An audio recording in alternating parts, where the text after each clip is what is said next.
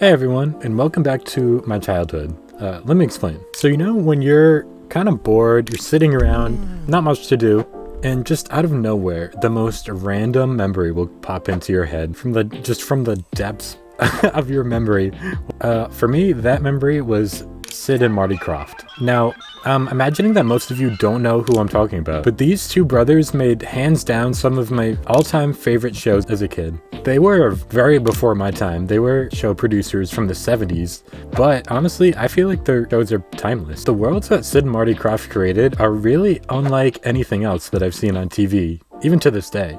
Clearly, I'm not alone because of the modern remakes of them, but we'll get to that later. And you may have heard of a few of their shows before, like HR Pufnstuf, Land of the Lost, Sigmund the Sea Monsters, but those are just the most popular shows. Their list actually goes about a mile long. So today, I'm back to show you a few of my favorites, starting out strong with my all-time favorite, Lidsville. Now, Lidsville was Sid and Marty Krofft's third TV show, following HR Pufnstuf. And Lidsville does have a very similar energy to HR Pufnstuf, with the main types of characters being regular actors, alongside these really interesting, mascot characters. But unfortunately, unlike HR Pufnstuf, the show only ran for 17 episodes, which aired on Saturday mornings on ABC for 2 seasons, from 1971 to 1973. Now, okay, the show revolves around this teenager named Mark, who was, just enjoying his time at Six Flags one day, where he happens to watch a magic show at the park that intrigues him just a little bit too much. Enough to stick around until the show is over, where he tried to discover the magician's secrets. He finds the magician's hat, which suddenly starts to grow to an incredible size, which for some reason doesn't scare him away. It makes him even more interested. And he crawls up onto the brim of the hat, and which actually brings him through a portal. Yes, but he falls through the portal, which scared the out of me as a kid. This is horrifying for some reason. I mean, it's still kind of scary today. It's not supposed to be, I don't think, but it is. Now, the hats on the show are depicted as having same characteristics as the humans who would wear them.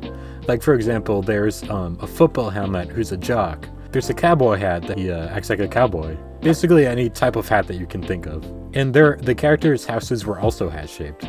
Now, Mark would spend basically the entire series trying to find a way home out of Lidsville, while simultaneously helping the good hats of Lidsville, the villain of the show, whose name was Horatio J. Hoodoo. This guy.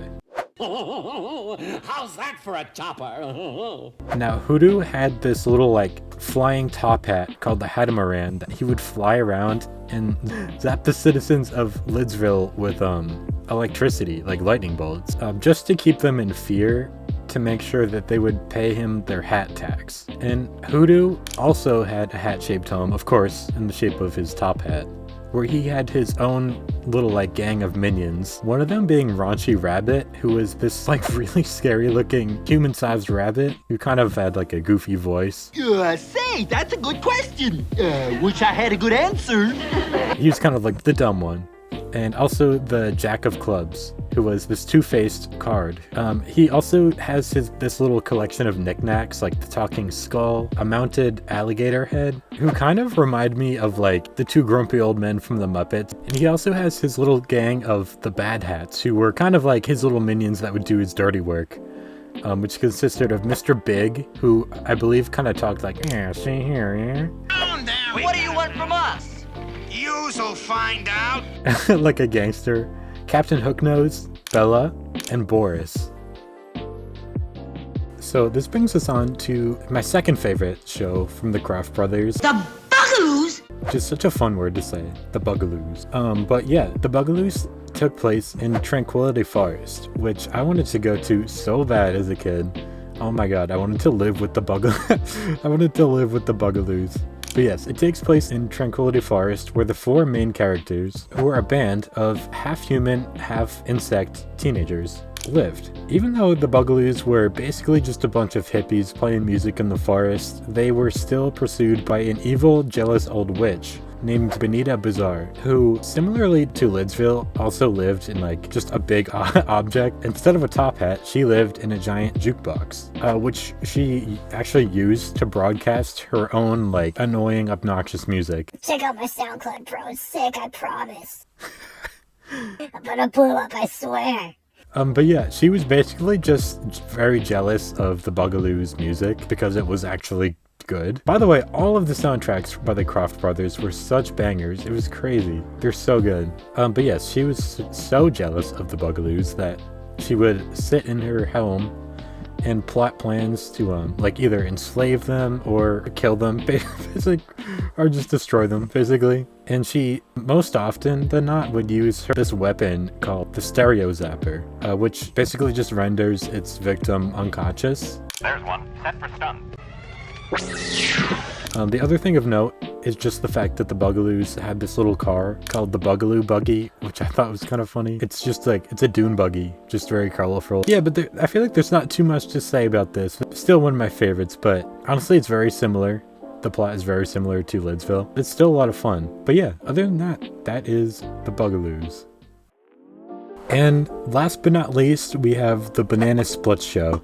This one might be much more familiar to a lot of you, just because of the modern horror movie remake that came out in 2019. But let me tell you about the original first. So the Banana Splits was a variety TV show that was actually produced by Hanna-Barbera and the Krofft Brothers, who designed the costumes and the set. But despite it being, not only the Krofft Brothers, I figured I'd throw this one in there too, just because of its relevancy and because it was one of my favorites as a kid. The hosts of the show being 4 mascot characters who are also in a band, of course.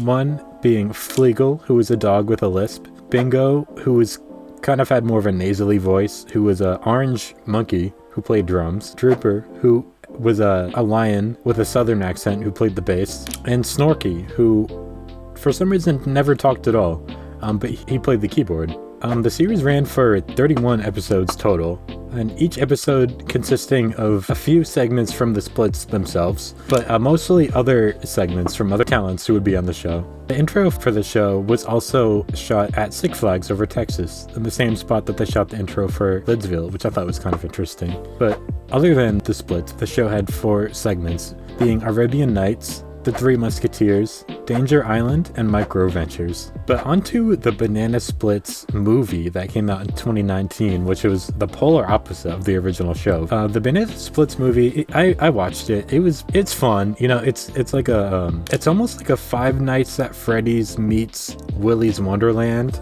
if that makes sense. I won't give any spoilers about the movie, and it's fun. You should go watch it if you haven't already. But it's kind of unknown why they chose the Banana Splits of all things to base the movie around, which I just found that kind of interesting. It's basically it's a slasher movie.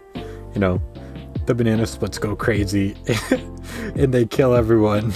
Basically, I feel like that's not too much of a spoiler. But yeah, definitely go watch it if you haven't already. Both shows. Definitely watch the original too if you haven't. It's very good. With that being said, that is all I have for the world of Sid and Marty Krofft today. Yeah, definitely go check out some of these shows if you can, if you have the time. They're definitely worth the watch still to this day. But yeah, hey, if you enjoyed the video, as always, remember to leave a like, comment, whatever you feel. And yeah, I will see you in the next video. Bye.